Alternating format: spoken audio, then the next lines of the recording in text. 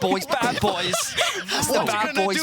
What you gonna do when we come? Can we come back I do to the think you desk? look a little bit more like Eminem Next. than the Backstreet Boys, to be fair. Hello, Berlin! Hello, BGs and NBs all around the world. My nickname is Quickshot, and I'm joined by Vedius himself as we're about to jump into SK Gaming, taking on Team BDS. As we load up into draft, Vedi, look into your crystal ball and give me a prediction. I think we're going to see some very overpowered champions on the roof today. Let's get ready for the draft.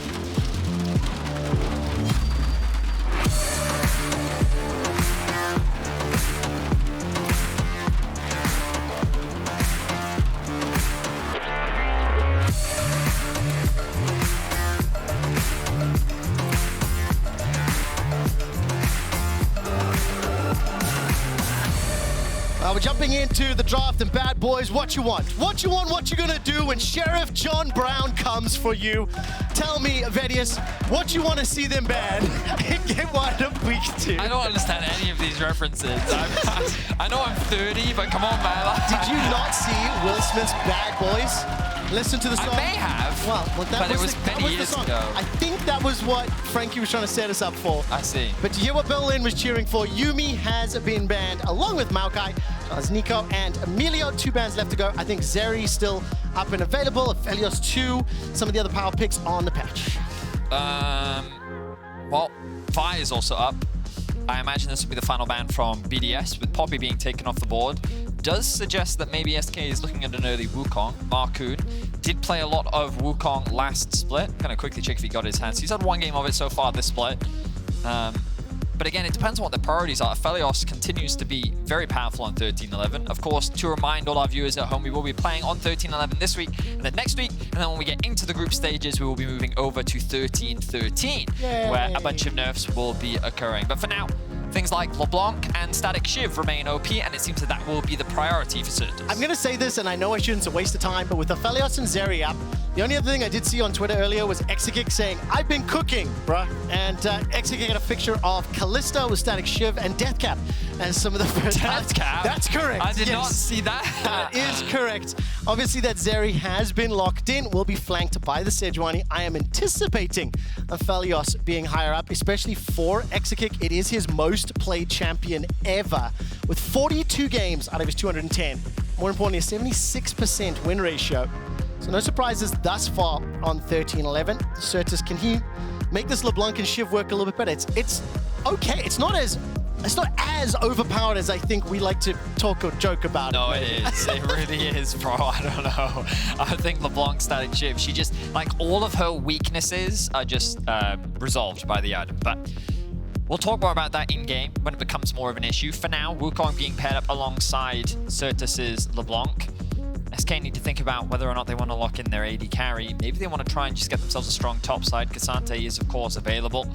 But I think Aphelios does make a lot of sense. It depends if Exakick has indeed been cooking. Well, there we are, the Renekton. I was just about to say I expect this from BDS. But of course, the Adam is the top lane connoisseur. Things like Olaf, Darius, both champions that compare nicely alongside the Sejuani.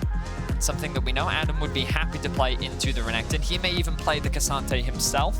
Doesn't have a game on it so far this split, but instead they prioritize their support. The Lulu will be locked in for Labrov. Now this is a slightly different sort of priority or like draft pairing. I think during the course of week 1, I don't know the exact numbers off the top of my head, but almost always the duo lane was prioritized first, and you look towards those solo lanes later on.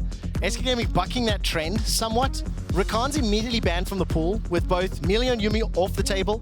Vedius, you helped prepare me for this patch and for this regular season, talking about how Rakan was kind of one of the next top tier, next priority, especially alongside Lulu. So that support pool being pinched even more. Well, now you look at things like Blitzcrank, right? That becomes a big threat, so I wouldn't be surprised to see BDS take that one off the board. And then SK have to start thinking about things like the Thresh as a potential option into the Lulu, but the Lucian actually going to be taken away, so BDS are concerned about Lucian Nami being a... So far, SK have already drafted themselves a very strong mid-jungle duo with an incredibly prevalent top side. Why not round that out with an even stronger mid-game by going for a Lucian Nami? So I understand the idea here. Of course, it does leave that Thresh open if SK is in fact thinking about going for something like a Kalista in the bot lane. And just briefly mentioning that Blitzcrank, DOS actually has 0 professional games on the champion. The Lulu was banned away, the Rakan banned away, Lucian removed. If this Kalista gets locked in, I'm going to be very, very happy, but I don't anticipate it being the case. Taking a look really quickly at those Draven stats, 7 games, 5 wins for Exakick. Nuke did lock in that Syndra to go toe-to-toe with Sertuss's LeBlanc. Where's the cooking, man? Are we really? I don't think it's going to be cooked. Listen, no Aphelios and Zeri are up. You don't need to cook something spicy when the S tiers are available. Flanked by Nautilus. Yay! I mean, I guess. Sure. I mean, it's fine. SK's draft, of course, makes sense in the current meta. The Wukong blind is, of course, a little risky, but I guess they took the gamble knowing that they could ban away Adam's Olaf, and they're saying that whatever else he might decide to bring out is not that scary. Of course, he could just go for the tank route. Sion, Malphite, both perfectly fine on the top side if they want a little bit more frontline and engage. We talked about the Cassante earlier, and that will be locked in for Adam. So BDS going for what is very tried and true in terms of meta. Nuke, he had his champion pool last split. I believe it was Cassio, Syndra. He had one other champion that I'm trying to remember now. Let me have a quick look. LEC Spring Season. No, I can't remember what it is. But he had these 3 champions that people brought into question mark, like, is these the only champions he can play? Well, he's got his hands on one of them, and it's something that he's very comfortable with. So BDS have a composition that they're very well known for. Last split, this was something that they found a lot of success with, and I think that a lot of analysts and pundits within the scene have basically been saying, like, why are they cooking so much? Why don't BDS just continue with the style that got them to the finals last split? And this is very much a callback to the style that found them so much success in Spring. Now, theoretically, that works. I need to see BDS improving on their early game. That was a gigantic problem for them in week 1. And if we zoom out and look at the fact that SK Gaming ended that 9-game losing streak with a win to close out week 1, both of these teams are sitting at 1 and 2. And that is a little surprising, bearing in mind the regular season is only 9 games. Teams absolutely want to advance to the group stage to increase their chances of making it to the season finals event leading up to Montpellier. And for SK, potentially picking up a win, potentially getting a 2-game winning streak after a 9-game losing streak. This is huge. We're new here, first time from the LCK. Welcome to Berlin. Let's jump on to Summer Split for SK vs BDS.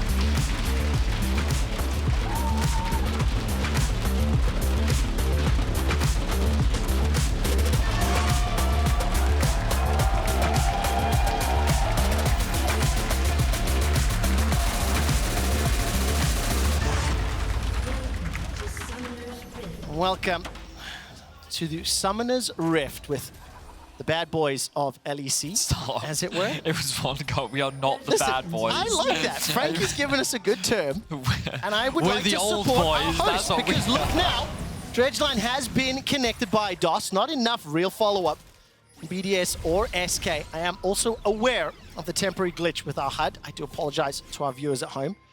Vedi, I want to zoom out a little bit and ask you about SK's comp. I think we talked about BDS, we talked about the sort of comfort level. When I look at SK, I kind of want to see them get rolling, get ahead a little early. I like the options they do have with the LeBlanc with their fellas later on. But whenever I do see the likes of Wukong, the likes of Renekton, I just feel like you have more tools to be proactive earlier. Yeah, it's a very early to mid-game pad comp, especially with a Nautilus. The moment you get unlocked on the map, things like the 8-minute Herald fight is a very important point in the game for SK to take advantage of. So I think SK, they have a lot of tools. I think that it wouldn't be surprised to see them invest towards the top side of the map early. The problem is that it's really hard to threaten champions like a Cassante. So we'll see what SK are able to do, because so far, like, neither of these teams' early games have been particularly impressive this split. They haven't, and I would like to bounce off that advert you just saw at the bottom of your screen. Just hit stop feeding, get fed. This is actually explicitly targeted at Team BDS. And why, you might ask? I can see Vedius cringing for a moment, because BDS have the worst stats in the early game of the entire league. A goal difference, minus 2.6k, at 14 minutes is 10th. The K to D ratio, 0.5, 10th. They spend more than half of their game time in a major deficit, meaning the majority of the gold is with their enemies. So BDS, this has been a rough start to the Summer Split. I can already see the chat spamming S tier KW. It's Great been a rough start. I feel bad for the guys, because obviously, like, it would make sense. You know, you think about the formula, the way in which BDS finished their last season. Like, they were 2-0 up in the finals as well, a single game short of qualifying for MSI. And so far, they haven't been able to replicate that success. A bit of a trade happens in the bot side of the map, but so far this season, BDS have not showcased what they were able to do last season. Perhaps this can be the game to change that. 1 and 2 tied with SK. Sheo hovering around mid lane. Sertuss cautious of it though. That cannon minion is what he wants. Ooh, distortion used. Flail connects. Arctic Assault into the stun. 150. That's first blood for BDS. They did in fact stop feeding, and they did just get fed. They played around the cannon minion beautifully. They knew exactly what Sertuss was after, and they punish him for it. Nice chain CC as well from Sheo. Uses the very edge of his W to get those 2 stacks applied, and then holds his Q for as long as he can to then finally apply the passive. Good stun as well coming out from Nuke. You'll see here, the moment that Sertuss uses his W, all of his mobility is gone. He does, of course, still have the flash. But the W gets applied, both stacks. Sertuss doesn't size up it, then the Q comes through. One more stack applied, and the stun keeps him stunned for the duration of his passive, which means that there's no sneaky shenanigans happening in the clone phase. And Sheo is able to secure first blood. And of course, that straight line flash just meant the scat of the week sent the ball flying to Sertuss' face. That it did. But well laid from BDS. 500 gold lead. The kill was secured by Sheo. If there was any silver lining, it went on Sejuani, not Syndra. Now, I acknowledge that is the faintest of silver linings. But of course, for BDS, that's a good opener already. And also on the comfort pick, you know, for Nuke on that Syndra. It's not something we've seen a whole lot this summer here. They're ganking mid again. Well, no flash for Sertuss. Sheo's going to step back and will be spotted out by DOS. So yeah, good read by that will thwart that one. So immediately responding was there in time, which means BDS will have a significantly less impactful opportunity. So you can see across the boards, BDS getting ahead in their lanes. Nuke, thanks to that early gank that happened in mid. And the bot lane 2 versus 2, Crownie and Labrov taking advantage of the range champions, meaning that they will accrue themselves a small CS advantage. The only lane that's really going in SK's favor is this Renekton, which we did talk about it in terms of the early game. This is kind of the lane that you would expect to try and play around, but it's so difficult into a Cassante given how much durability and survivability the champion has. Even if you shut it down, get a kill, get a second one, the matchup never really becomes so snowbally that the Renekton can really run away with the laning phase. Obviously, Irrelevant trading very well into Adam right now, but he's happy to weather the storm and know that as the game goes longer and longer, he's going to be a constant threat for Exakick to deal with. Man, Irrelevant just being so cheeky down there. DOS will fire out command.catch and once again lands that dredge line. Good damage onto Crownie. Summoner heal used by Labrov. And he starts backing out. Irrelevant. Level 6 to level 5. Dominance is out. Ruthless Predator. The slice. The dice. The meek are cold. But Irrelevant traded back. 1-4-1. Flash forced out from the Brab, and he is popped by Exakick. SK find 2. Aggression across the board from SK. The 1v1 in top lane from Irrelevant doesn't quite go the way that he wanted. Will force Adam to lose a bit of farm, but doesn't walk away with the kill. Meanwhile, on the bot side of the map, Exakick and DOS come alive. It was really in winter where we saw this bot lane dominating in the 2 versus 2, and they haven't really been able to make a name for themselves since. But here against BDS, against Crownie and Labrov, nonetheless, they're able to find themselves a 2v2 kill. And I think, of course, that Nautilus into Lulu, a big part of that. Pre-level 6, DOS has landed every dredge line that we've seen on camera, managing to connect once more. I think, importantly as well, no flash, no heal for Labrov. It was traded for an Ignite and a Cleanse, so SK's bottom lane will be very happy with that. However, because of the kill, because of the back timing, BDS saw an opportunity secured their first objective, the Dragon, at 6 minutes. Once again, command /catch connects with Crownie, just interrupts the back, delays it. And you see Exakick's come back with that quiver, as well as the cull from earlier in the game. So pretty even start thus far. It's a good hook there, though, because it's going to give you a lot of tempo on the map to play with. It can offer the opportunity for Exakick to just push out bot lane, and then DOS can roam, knowing that Crownie needs to go back to base. They have a lot of vision control invested on the bot side of the map. Oh, they've actually chosen to set up a freeze to make things even worse for the bot lane 2 versus 2. The hook lands onto Labrov, level advantage for DOS and Exakick. And you can see the damage here as well. Oh, nicely applied. I think that was the Q active. Yeah, so Exakick had used the flamethrower Q to then apply the Gravitum as well. Well played. Exakick and DOS in 2v2. Right now, the gold remains dead even. You talked about it, Quickshot. The game is very, very close right now. We're looking at that 8-minute Herald as a window for SK to really start to balloon this game a little bit more open. You expect this point in the game for this team to be stronger. We'll see if BDS give them the freedom to do so as Crownie turns to level 6. I'm thus far pretty happy with how the game has started. Both BDS and SK with some proactive plays. Just before that kill happened in the bottom lane, Vedi, you were talking about Exakick in winter and summer, and you see the stats in the bottom of your screen. Goal difference, CSD, just how there's been a marked difference. Now, of course, this is a team that is struggling.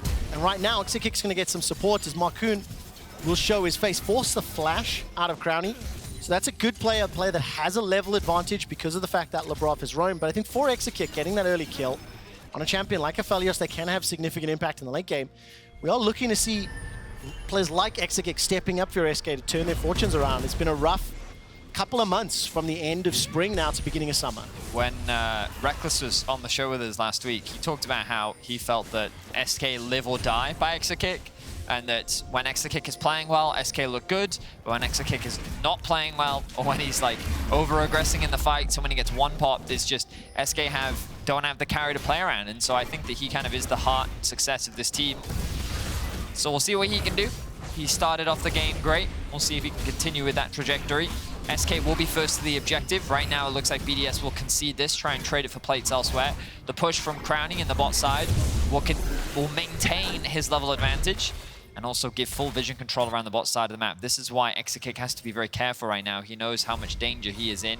If he shows himself even for a moment, he will be at risk of a dive. So he's trying to stay in the fog of war. And you'll notice as well, DOS trying to get these wards in where he can. We'll drop one over the wall. Thank you, observers, for highlighting this to see if we can get any information. They believe it's safe, and so he'll return to the bot tower.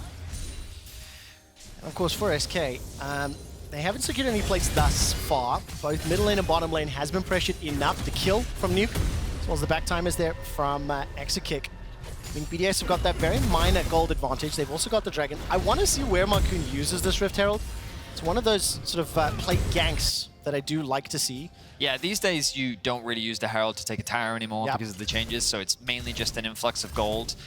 Using a bot lane isn't as efficient because you have to often share the resources between 3 members, so it's often seen more mid or top, but it depends if you can get that isolation for the AD carry. Relevant's having a great game thus far, by the way. Plus 13 CS. Look, there is a wave in front of Adam, so it's going to be, what, 5-6 CS. More importantly for me, I think Irrelevant is playing the matchup in Adam's face. He's always lower on hit points. He's always playing defensive under the tower. And Sheo's not had really a chance to make his way up, and Punish Sheo spent his time in that middle lane. So this is a good start here for Irrelevant, as well as for SK, maintaining that, you know, gold parity. In my head, though, I think I want to see SK try to balloon a slightly larger lead.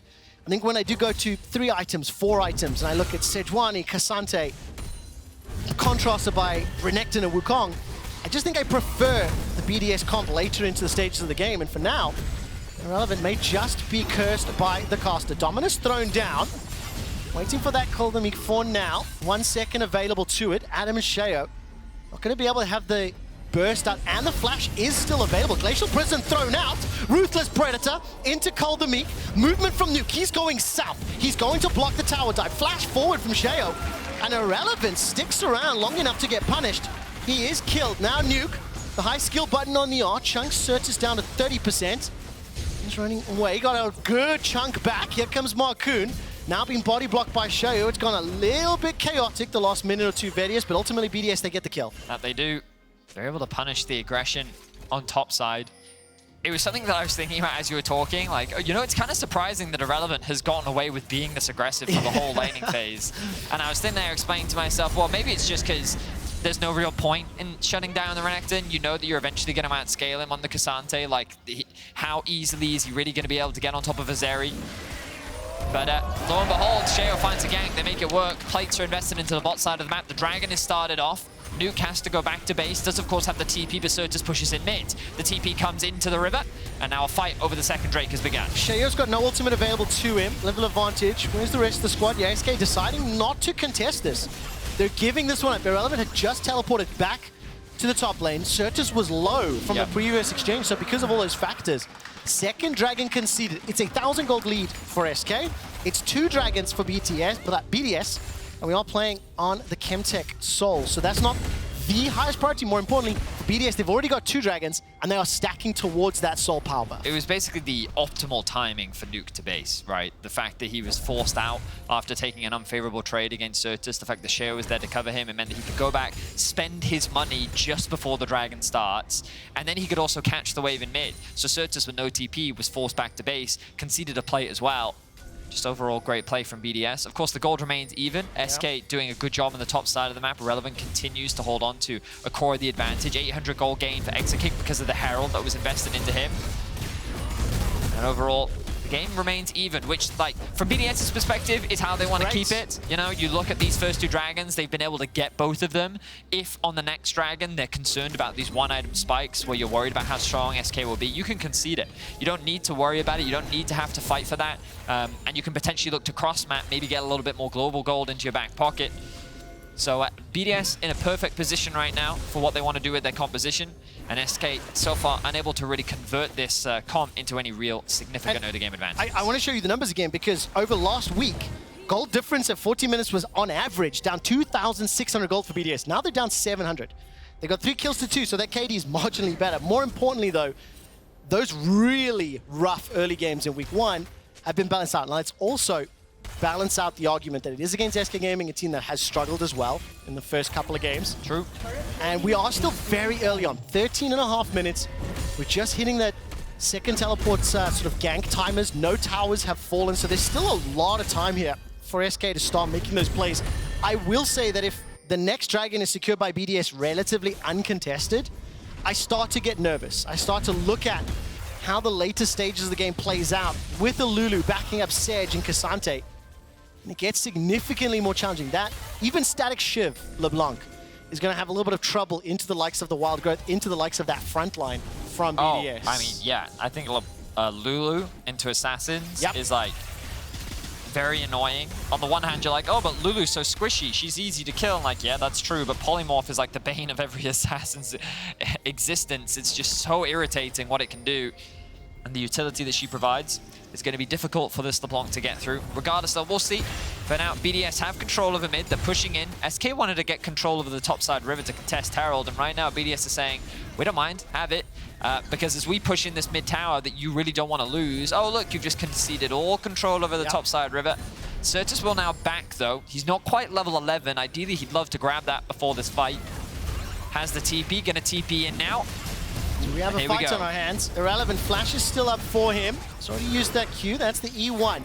Rift Herald is currently split between the teams. Dominus thrown down. Irrelevant's thinking about the blast cone.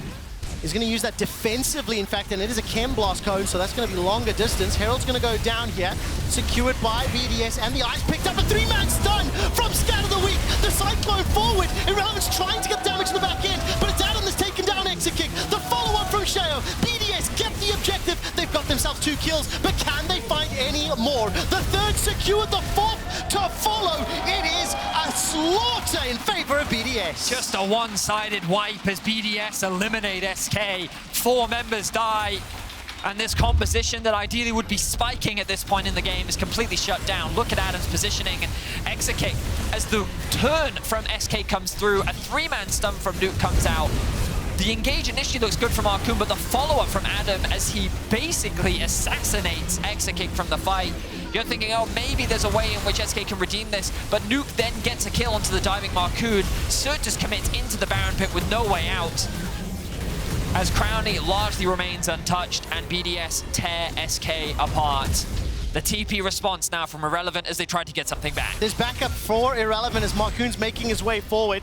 That's one slice, finds the Ruthless Predator. Follow up here with a crushing blow, and a 2v1 means Adam should go down, but Cassante is Cassante. Manages to find the knockback. Irrelevant's tanking up, there's no support. One more dash, fancy footwork, right? Down to 100 hit points. Adam gets out. The connoisseur of top lane escapes the gank. Yeah, that's a Cassante things if I've ever seen it. He's able to get away with his life, and with the amount of investment, BDS also get themselves a tower in bot lane. With the Herald too, they can keep this pressure up. And BDS are just dominating this early game. They don't need to commit to the tower. Looks like they're going to get it anyway. Get it, yeah, exactly. With a huge injection of gold, 600 for him, and the Dragon is up for the take. And you look at the minimap, there was support there from Labrov inside the Dragon Pit. The third of the game at 17 minutes goes the way of Crownie and Sheo. 3,000 gold up, yes. They lost their top outer turrets, and Vision in the northern quadrant is in favor of SK. Down south is in favor of BDS. Was 7 kills to 3, a significant gold. The Dragon stacking and arguably, you know, scaling on the side of their team composition. BDS are set up really, really well. I want to play a little mini game with you quickly. How many LEC games has Crownie played? How many LEC games? Just throw a rough number my way. I think it's about 118. More than that, 155. Okay. Do you want to know how many kills he has secured in his LEC career? He's somewhere like 500 something. And 99. 599. The next kill for Crownie is his 600th kill in the LEC. Wow. We need to track how and where he'll do that. So stats team and production team, if Crownie secures one more, throw up that party hat for me. It feels like it's a matter of when. It feels like it's a matter of time for sure. And SK right now, they've now got to claw their way back. Okay, 4-minute timer until the soul is up. They are down 2 towers, down 4 kills, down 3,000 gold. They do still have some tools available to them, the wombo combo, the likes of that Nautilus as well as Wukong. Eventually, just shiv it might be helpful. For now, it's simply not, because Nuke finds the solo kill. Markoon's the next target. Teleport's being channeled as well. Crownie's looking for it, and it's not going to find it. He can't get over the wall. He's having a fight with Grom. BDS find SK, find 2 of the more comical kills that we've seen this summer, and they extend that lead even further. Yeah, if we do get a replay of that Observers, please show me what happened to Crownie there. I think he misplaced his E or something, I don't know, but he wanted to get that 600th kill. Wasn't quite able to secure it, but it just goes to show Nuke so much stronger than Sertuss at this point in the game. Do you believe in the caster curse, Vedius? Do I believe in the caster curse? Is it a thing? It's totally a thing. Because I literally started, praising Irrelevance, survives so long he gets ganked and he dies. I started celebrating Crownie's 600 kill and he can't even get over the wall. Do you know how many times I've cast a team internationally where I'm like, wow, this European team is looking really good, and then someone dies. Oh, we're following Crownie? Yeah, we're following Crownie. So the kills happen, right? You guys knew that. Well, all that matters is Crownie, right? Just keep your eyes on Crownie. Look, kills. He uses E there. Wait, is he just trying to get the execute with his ult? I think he's just trying to get an assist with his ult. Wow, he commits the ult just so that he can get an assist. All right, respect. That's fair. Also, I think, can we give a shout out to all of our other language streams who just had to follow us watching Crownie and they're scratching their heads going, why on earth are we looking at this fail? So thank you to every other language here in Europe. But for BDS, hey, man, it's you know we love to joke about KDA players. That right there is farming KDA. That's what that is. Listen, on your 155th game or 156th game, looking for 600 Crownie, you're allowed to. Oh, hell You're allowed to don that champion headpiece right now. That's what he's looking for. One more kill. But I think the 2-minute timer for me, Dragon, SK have to look for an opportunity. And I'm going to try something out here since we're having a little bit of fun. Okay, so looking ahead, I've just put up a new graphic that I want to try play with. If you look at the top of your screens, you can see combat gold as well as the average level. Thank you for highlighting that. The combat gold is the combination of all items excluding consumables. And BDS have got 4,000 more combat gold, which actually lines up perfectly with their gold lead. More importantly, the levels are average between these two teams. So for this next Dragon fight, they have to overcome that additional item, basically. Obviously, if that 4K spray between multiple members, less effective. But for SK, it's going to be an uphill battle because they have to get through a very beefy front line that's backed up by Lulu. We'll see if they can do it. I have reservations as to whether or not SK would be able to do it. They're actually looking to contest the Baron right now. BDS wants to fight Sheo. Follow Nuke. Scatter of the Week comes out. He's the one with the full item over his opposite number. Markoon's running for his life. The first kill secured for BDS. Irrelevant should be the next. Will Crownie get it? Will Crownie get it? That's an all out over the wall. Here comes Crownie for 600 kills in the LEC. Team BDS stamp absolute control on the game. Congratulations to Crownie on his 600 LEC kills. An incredible career. The confetti party reigns as BDS will secure themselves the Baron. What I thought was the funniest was Sheo. He could have given it earlier, but he smites it, steals that first goal, and then Adam ults the other target away. BDS doing everything they can to deny that from Crownie, but he will not be denied. BDS looking good here, day 1 of week 2. Vedius, I want to go back to draft. You talked about the comfort, that the composition, the way BDS had put their 5 stack together. This Syndra for Nuke has had significant impact. Oh, it definitely has. Every scatter of the week around these skirmishes has found its mark in its kills. He's 1-1 and 6. He's got a 50 CS advantage.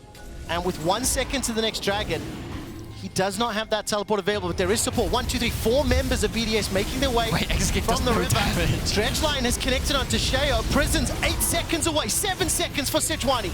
Adams needs a couple seconds more for all out. This is for the soul. This is likely the game if BDS secure it. They are absolutely in the driving seat, and SK did not find the kill onto the Battle Pig. Glacial Prison goes out. Dragon still alive inside the pit. Irrelevant slices. Ford may need to dice right back. The soul secured for BDS. A kill secured for Crownie, and they're not done yet. Sertuss running for his life as Nuke has found yet another. And DOS, Control-Alt-Delete, taken down by Adam. 3 more kills to BDS. A rampage for Adam as BDS once again disassemble SK around the Dragon, and we'll look to end the game right here, right now. 23 minutes in. BDS looking to return to form. A clean game overall. They returned to the style that suited them so well last split, and they have looked dominant. Clean execution across the board. Very few errors.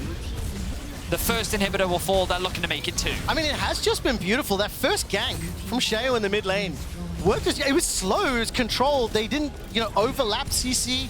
I think you could debate if Sertuss had gone 10 degrees left or right on the flash. Could have been caught by the scout of the week. But ultimately, I don't know if it would have mattered because the skirmishes and the team fights have been so BDS favored. So Sertuss already lost so much trying to get out of the pit that he was even forced to flash away. Irrelevant's basically isolated on the back line. Exakick can't get involved in the fight. You can see he lands a couple auto attacks onto Adam, doing what he can, but Adam is just so tanky at this point, forces Exakick back. Exakick does not have the threat to deal with Adam, let alone the rest of BDS, and it's just it's a dysfunctional team fight from SK. Obviously, their backs are against the wall. It's a very difficult fight to play, but very little coordination as they try to find a pick onto Labrov. Just shiv it. Sertuss gets polymorphed. That's again something you mentioned, Vedi. Labrov's able to escape, doesn't even need that wild growth. The lance fired forward, and that's going to be enough to slow Sertuss down. Revenge of the support, Lulu. Looking for that last auto, and Labrov sends his regards. You dare smite me with Shiv? Only just to find the 15th kill. Crownie 306, Sheo 506. Nuke getting a kill onto Markoon in his base. Not sure how Markoon ended up. Whoa, Adam! That was not part of the plan. Beautiful! Adam is smiling from ear to ear and shaking his head on stage. Going all the way to the fountain with 25 minutes on the clock. The next inhibitor falls. The third inhibitor turret is being dropped. It's a 4 versus 3 for now. BDS cresting that 10,000 gold lead. With 3 inhibitors down, a Nexus turret about to fall. This is looking like a BDS shellacking to close it out. BDS looks like they're going to hold off on trying to end the game right now. DOS will throw the hook. Stretch line connects. No prison for Sheo. Labrov remains untouched. Sidestep on the Moonlight Vigil. Exakick doesn't have the right guns. Green-red for now. And Crownie bursting fire as he steps forward. BDS thinking about it. They're sticking for it. Adam is alive with teleport, keeping that cannon alive. Nexus turret will fall. 2 super minions from the south, from the bottom lane, making their way in. 5v5, 5 seconds for Sheo's prison. Irrelevant. Dominus is up. He's going to need it. Wukong goes forward. Markoon trying to cyclone BDS to buy some time for SK, but it might be too little. It might be too late. It might just about be done. He's down, followed by Irrelevant. The Nexus surely to fall. Glacial Prison used once more beautifully by Sheo. Team BDS have been in control from minute 1. They take down SK. BDS make quick and easy work of SK. From start to finish, really the only mistake that we saw from them was the 2v2 kill that happened in bot lane.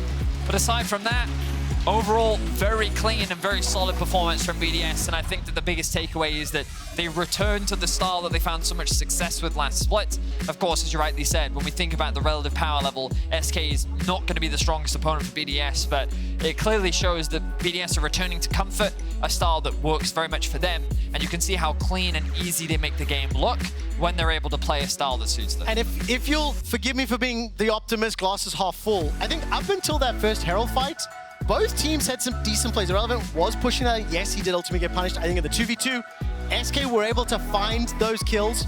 BDS, on the other hand, strong opening gank, strong control of the lanes. But once that Herald fight went way south, SK just had no way back into the game.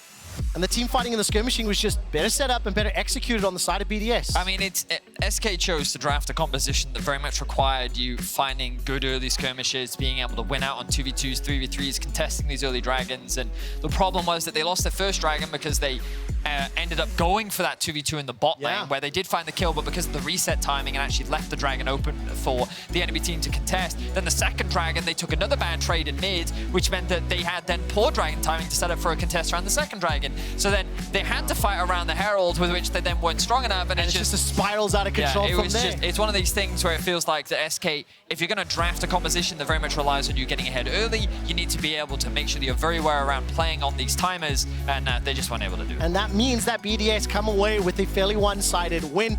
If you are on Twitter, you can vote for Player of the Game's nominees at LEC. It's Adam, Sheo, and Nuke. For me, it's Sheo all the way. I think he really set everybody up and really established those opening, CC, and was in the right place at the right time. So that's my vote. You let me know who you're voting for. I don't care about what Vedius is voting for. What we are ready for now, however, is joining Trouble on stage with the 602 LEC kill Crownie. Thank you very much, Trevor. 602 kills, Crownie. Congratulations. Thank you. Having this long career, do you think you'd be here on this stage, hitting 602 kills on a victory? To be honest, I wasn't really keeping track. I just knew that my games are in the above 100, probably 150 or something now. But yeah, it's nice. Time goes by very fast, actually. So yeah. All right, since time goes by really fast, Crownie, last week was not that great for your team, 1 and 2. Now coming back into week 2, starting with a very strong victory. I just want to ask, what has been the difference maker between the last split and this one? Because your early game used to be so strong. What's lacking now? I think we were a bit more experimental in the comps we want to play, a bit more chaotic, early game focused. And in spring we played very controlled around dragons, sort of how we played this game. And obviously it suits us a bit better for now, so it's probably, yeah, I would say that's the main factor. So you experimented a little bit. You cooked too much? Yes, a bit much. You cooked a little bit too much. Now, I spoke to your coach a little bit earlier, and he told me that you guys tried a few things that didn't work for you, but are you still trying to make them work, or are you taking a completely different route? I mean, for sure in scrims, you can always try a bit of things, but since there's only 9 games and every game pretty much matters, and you need a specific number of wins to make it to group stage, I think it's more important to just qualify, and then you can experiment a bit more, since there is even a break between groups and regulars. So I think we'll have time to experiment. So you're taking the safe route for now? Yes. All right. Talking about safe route, again, Go to One told me that you guys get quite a bit of free time. Obviously, you have to stay within your team surroundings to bond. What do you choose to do when you get your free time? Don't say League of Legends. Yeah, I mean, I would say I watch some shows most of the time, or talk to my friends or family. I would say those things are my favorite to do. So do you try to sort of distance yourself from the game? No, I would say I'm pretty much thinking about League 90% of the time. So even if I try to distance, I will probably still think of the game. So when you talk to your friends and family, you talk to them about League? Not all of the time, but yeah. So, your week ahead, Excel, Team Heretics. Tell me what you're thinking about these two matchups. I mean, for me, Heretics is a good, big surprise. I didn't expect them to do that well. They seem to be on the same page on how they want to play. So, I mean, of course, ideally we go 2-0, and I think if we play at our best, we should. But I'm for sure excited to face both of those teams. Yeah. So 3-0 weekend? Yes. All right, 3-0 weekend. Thank you very much, Crownie. Congrats for the win again. We're going to go into a very quick break, but do not go anywhere, because we'll be back.